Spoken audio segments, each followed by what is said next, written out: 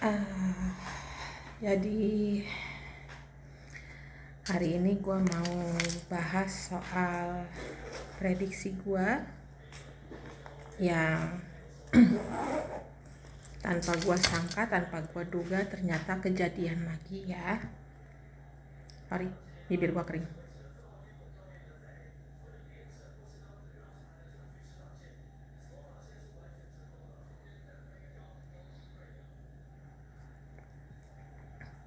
Jadinya kemarinan kan di awal Januari ya, kalau nggak salah di awal Januari itu habis kejadian pesawat Jeju Airlines itu kan heboh ya beritanya kan. Terus gua kan bilang bahwa Januari ini gak lama lagi akan ada pesawat komersial yang akan kecelakaan lagi ya, ada musibah ya. Dan itu adanya di daerah yang ada saljunya. Gua nggak bilang negaranya di mana, tapi gua bilang di daerah yang ada saljunya ya. Terus gua bilang pesawatnya ini bodinya dasarnya putih. Tapi ada strip birunya, terus ada strip kuningnya gitu ya. Ada strip biru dan ada strip kuningnya, gue bilang. Nah, tadi di beranda tok-toknya gue lewat ada berita bahwa Busan Airline punya Korea itu mengalami kecelakaan ya, musibah ya, kebakar pesawatnya waktu tanggal 28 Januari 2025 itu pesawatnya kebakar.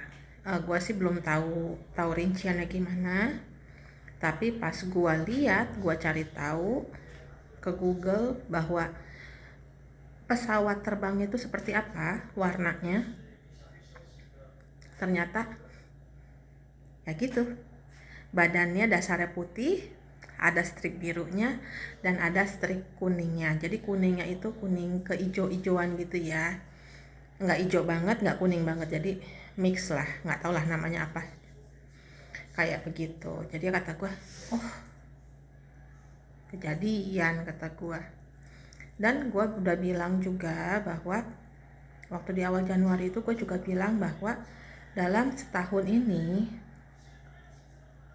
akan ada musibah pesawat komersial ya, pesawat komersial besar ya ini ya, bukan komersial kecil ya, komersial yang besar ini akan mengalami kecelakaan di beberapa negara, tapi tidak nyampe 10, maksudnya masuk ke berita ya, yang ke berita itu ya mungkin sekitar 8 atau 9 lah dalam setahun ini ya.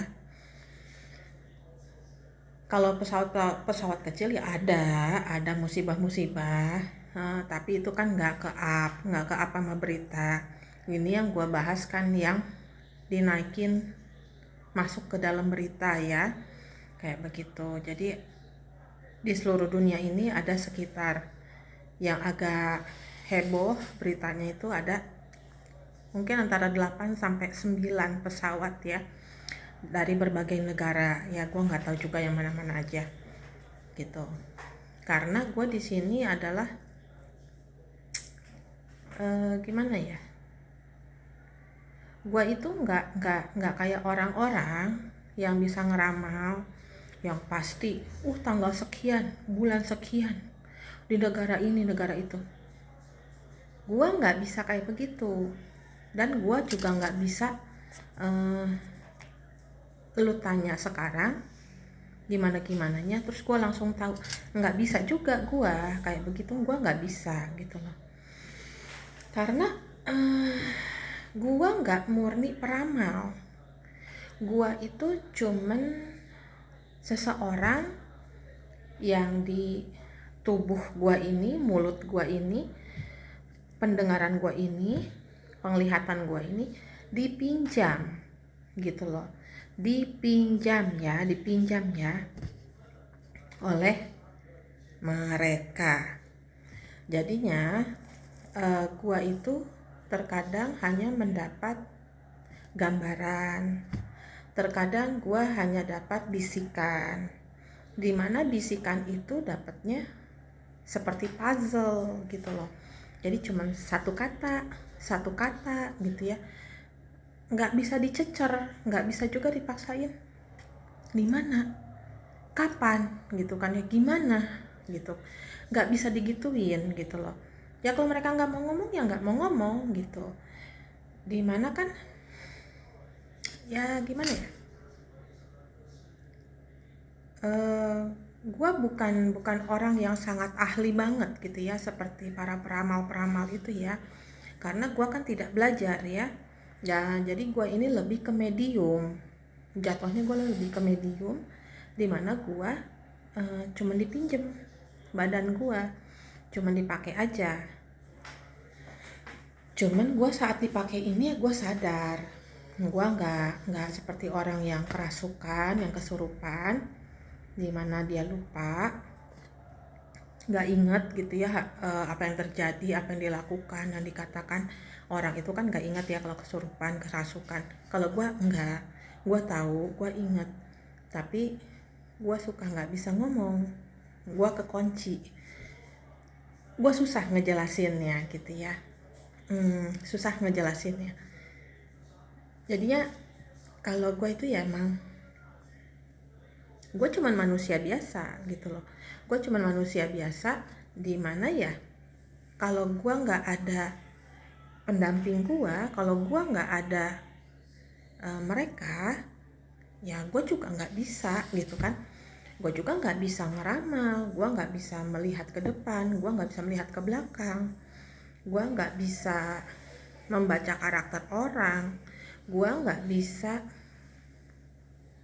apa ya, feelingnya nggak kuat, gue nggak bisa melihat hantu, gue nggak bisa berkomunikasi dengan hantu dan segala macamnya. Kalau tidak ada yang di belakang gue gitu loh, kalau nggak ada yang mendampingi gue ya, jadinya gue itu murni emang manusia biasa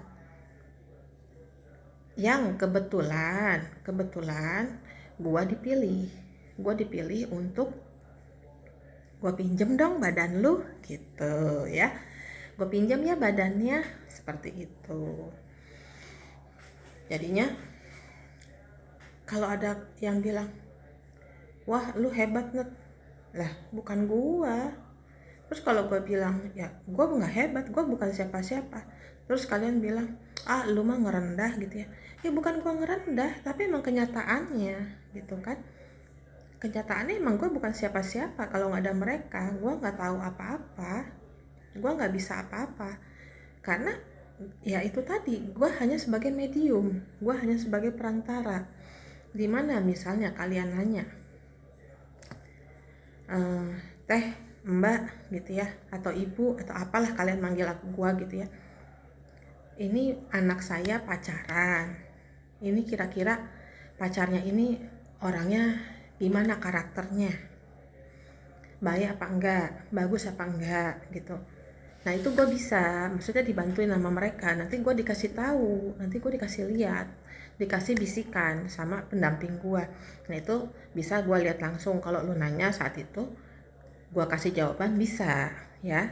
Tapi kalau untuk meramal apalagi meramal dunia, negara, gue nggak bisa langsung tektok begitu, tanya langsung jawab, tanya langsung jawab, gue nggak bisa kayak begitu, gue nggak bisa, karena gue ya tergantung dari mereka gitu loh. Jadi mereka nyampein apa ke gue, ya itu gue kasihin lagi ke kalian. Bahkan terkadang mereka ngasih tahu ke gue, tapi gue tidak ngasih tahu ke kalian atau ke siapapun juga. Karena apa? Karena itu bisa membahayakan diri gue. Membahayakan dalam artian bisa gue diincar orang, bisa gue dijahatin orang, gue bisa masuk penjara, bisa gue dibully sama orang, ya dibilang gila, dibilang apa, sok jadi Tuhan atau apa segala macam. Jadi ada hal-hal yang memang gue keep, gue simpen, ya udahlah, gue udah cukup gue aja yang tahu, seperti itu ya. Jadi gue nggak bisa, kalaupun gue berbagi, kalau yang udah berbahaya banget, paling gue berbagi ke anak gue atau temen deket gue, seperti itu aja. Gue nggak bisa menceritakan ke banyak orang. Contohnya apa?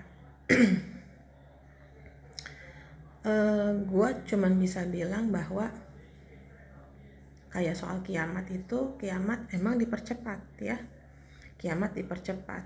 Kalau gue istilahin, kalau gue umpamain, misalnya Tuhan itu bilang, oke, kiamat 100 tahun lagi gitu ya.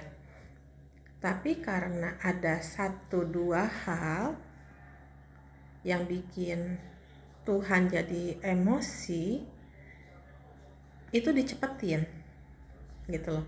Bisa jadi 70 tahun lagi, bisa jadi 60 tahun lagi, jadi dipercepat oleh Tuhan. Seperti itu.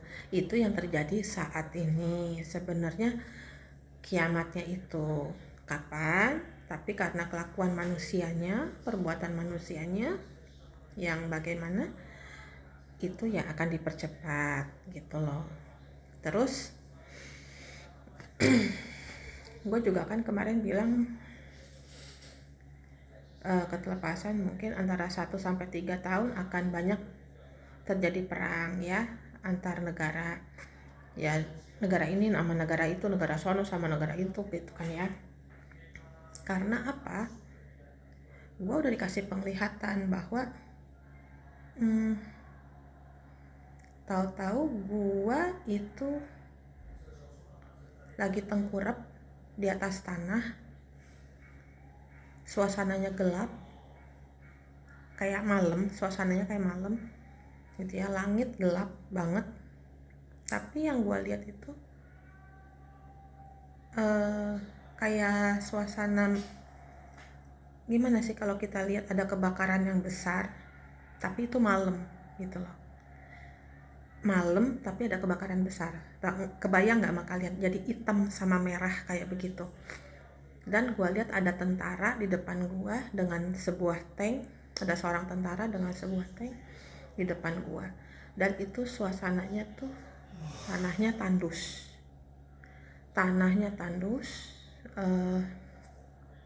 nggak ada pohon. Ada pohon di samping tentara itu, gue lihat ada pohon tapi udah nggak ada daunnya, jadi hanya batang dan ranting-rantingnya aja, kayak udah kering begitu ya. Gue cuma lihat, astagfirullahaladzim, kata gue, kok ngeri amat gitu kan, kayak begini. Terus yang gue lihat lagi tuh kalau di depan ya, yang menuju ke kiamat itu sebenarnya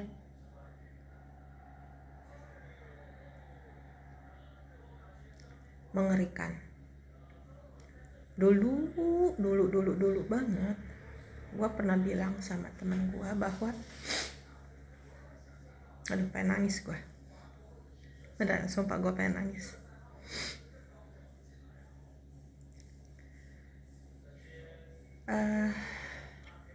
Tapi kan semuanya udah tertulis di Al-Quran ataupun di Injil ya, bahwa kita nanti orang yang beriman ini akan dikejar seperti hewan buruan. Kalau di Injil dikatakannya seperti itu.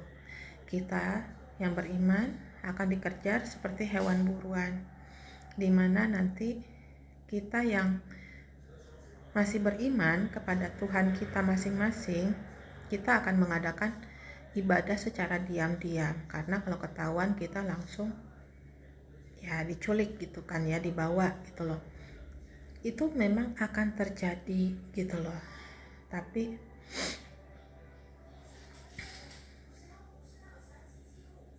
apa ya, ya pokoknya itu sangat mengerikan lah gitu loh.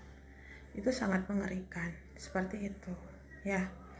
Jadinya gue secara pribadi gue selalu berdoa, itu gue selalu meminta bahwa ya Allah, tolong jadikan anak-anak saya, menantu-menantu saya, cucu-cucu saya tetap menjadi orang-orang yang takut, taat, percaya kepadamu ya Allah. Tetap berpegang kepadamu. Jauhkan mereka dari segala hal yang tidak baik, dari segala fitnah. Sampai hari kiamat nanti, tolong jadikan keturunan saya semua orang-orang yang takut, taat, percaya akan Engkau. Kata gua, ini hanya sebagiannya aja ya dari doa gua.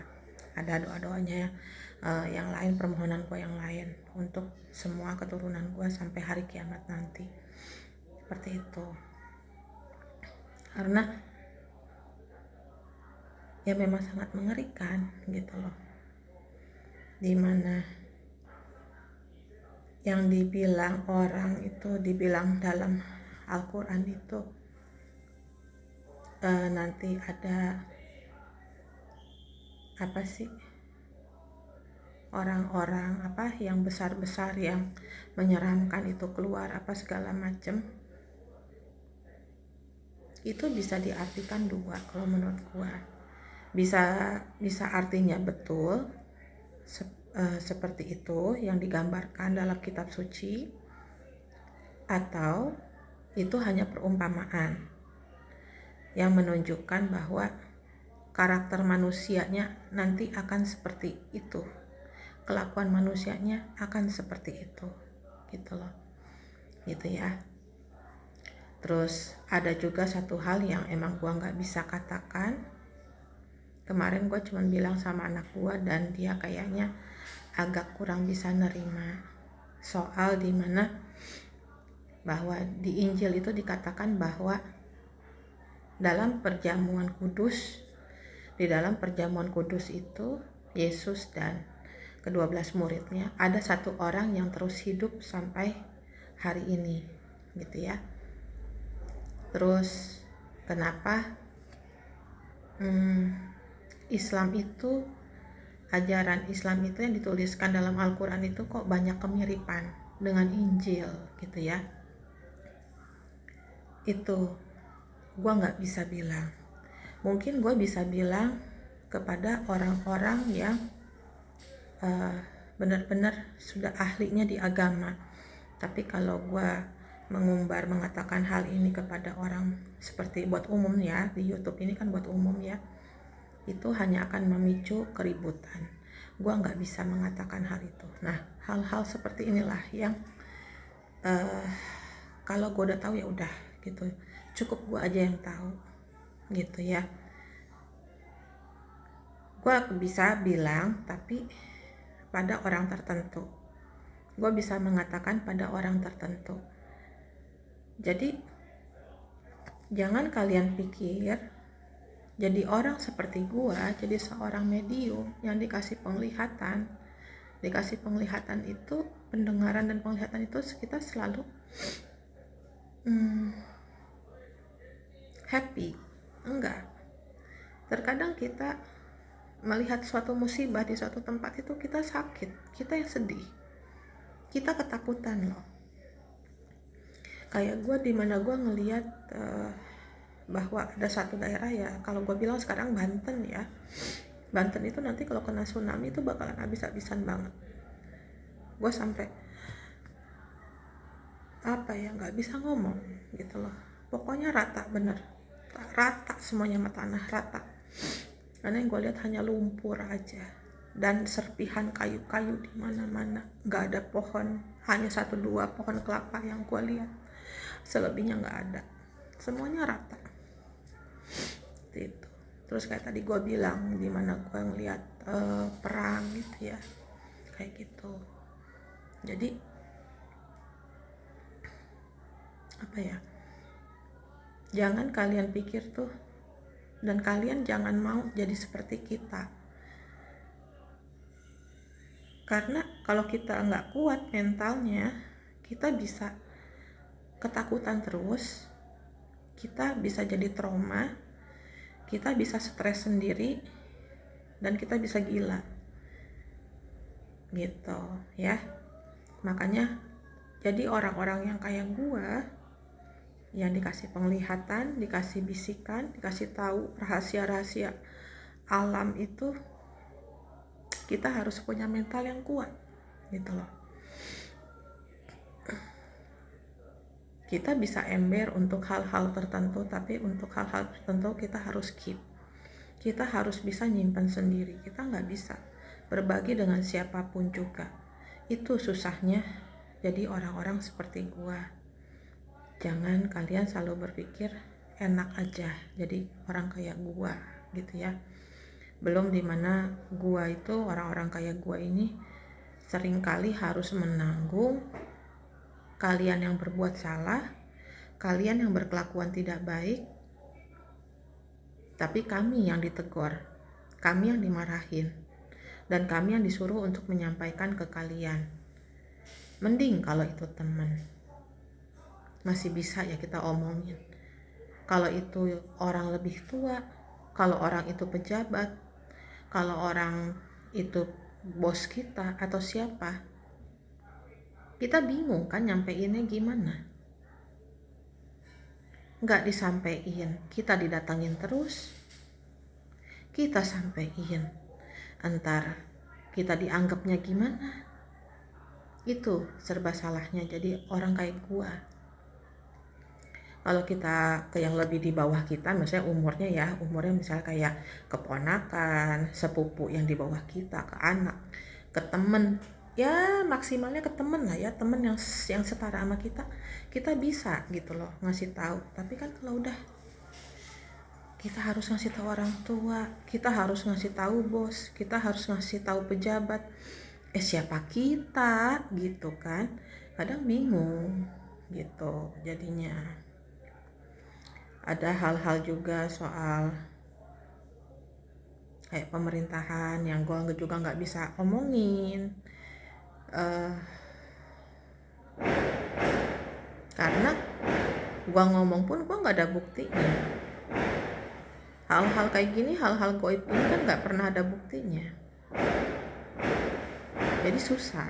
Sedangkan di dunia ini apa-apa harus valid, harus ada buktinya. Mana buktinya? Kamu bisa ngomong gitu, kamu bisa nuduh begitu, kamu bisa gimana? Mana buktinya?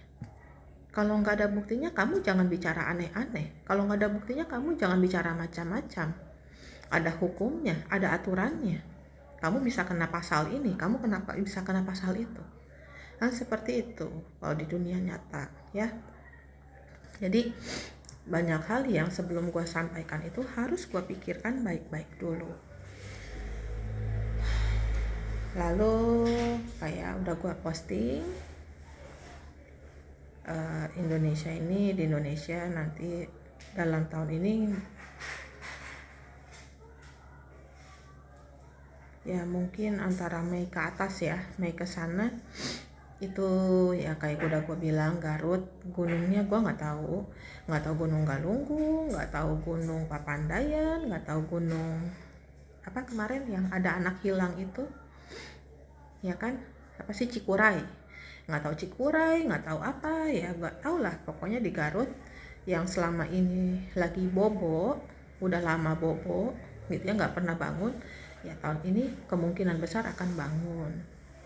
Lalu untuk Bandung, sebelum ada berita heboh tentang sesar Lembang, sebelum heboh sesar Lembang itu berapa tahun sebelumnya itu gue udah ngomong ke temen gue bahwa Tangkuban Perahu itu akan meletus nanti.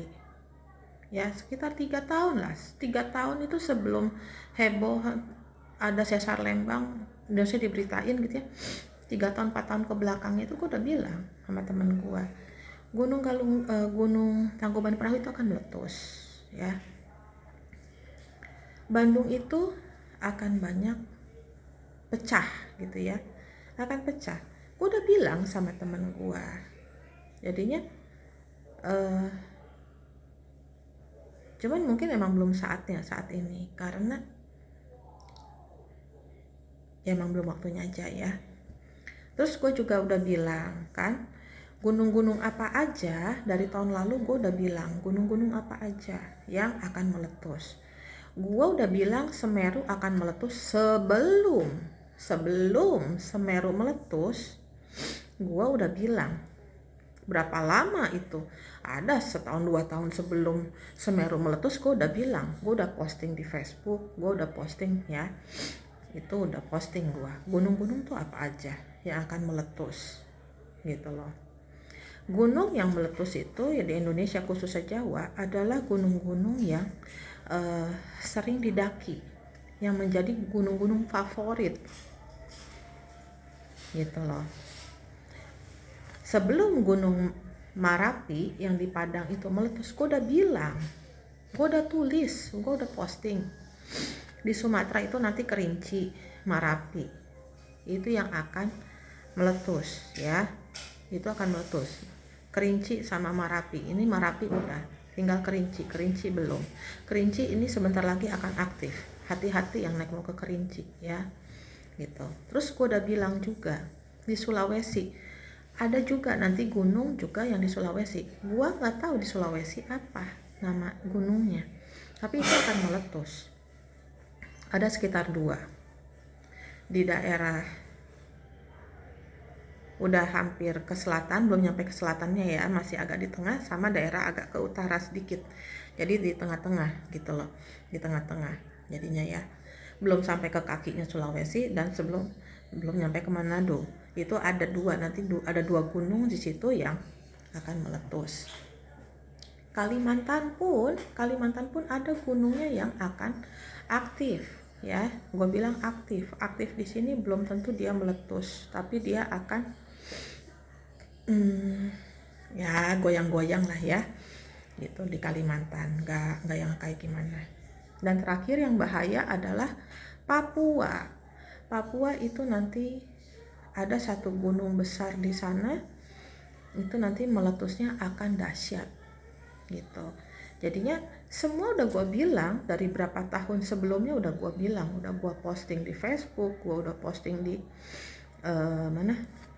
di TikTok juga, gue udah bilang seperti itu. Cuman gue nggak bisa bilang kapan-kapannya.